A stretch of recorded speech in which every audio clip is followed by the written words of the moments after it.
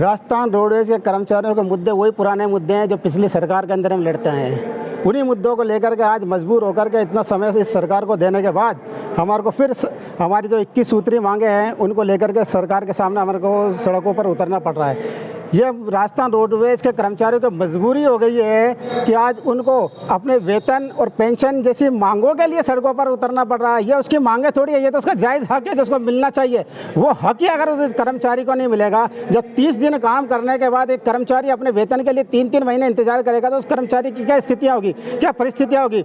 पिछली सरकार ने भी हमारे साथ तो रोडवेज के कर्मचारियों के साथ कुटाराघात ही किया है, अन्याय किया है। और चाहे आप वर्तमान सरकार को ले लो तो वो सरकार भी हमारे साथ वही अन्याय कर रही है। ये वही सरकार है राजस्थान रोडवेज के। जब पिछली सरकार के समय हमने 20 दिन की हड़ताल की थी तो खुद सचिन पायलट और उनके खचरेबाज जैसे बड़े बड़े लोग हमारे मंचों पर आकर बोला करते थे राजस्थान रोडवेज के कर्मचारियों की ये कोई मांग थोड़ी है, ये तो उनका हक है जो उनको मिलना चाहिए। लेकिन सत्ता में आते वो भी भूल गए कि हमारे हक है या मांग है जो हमारे को मिलना चाहिए। इसलिए आज राजस्थान रोडवेज के कर्मचारी फिर मजबूर होकर के अपनी मांगों को लेकर के इस सड़कों पर उतरने को तैयार है। आज हमारे संयुक्त राजस्थान रोडवेज का संयुक्त मोर्चा बना हुआ है। उस संयुक्त मोर्चे के तहत 20 सितंबर को हमारे जयपुर के अंदर पिंक सिटी पैलेस के अंदर एक आम सभा हमने एक कार्यकर्ताओं का सम्मेलन आयोजित किया था। इसी प्रकार से आज संयुक्त मोर्चे का अजमेर के अंदर भी हमने एक क्षेत्रीय जो हमारे संयुक्त मोर्चे के कार्यकर्ता उनका सम्मेलन का आयोजन किया है। इसी प्रकार से हमारे हर शहरों के अंदर बारी बारी से हमारे कुल 9 शहरों के अंदर इसी प्रकार से क्षेत्रीय सम्मेलन किए जाएंगे। और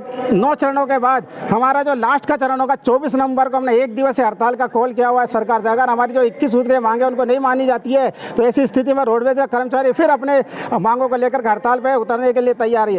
हो गई है पीर पर्वत सी पिघलनी चाहिए, हो गई है पीर पर्वत सी पिघलनी चाहिए। आज फिर हिमालय से कोई गंगा निकलनी चाहिए।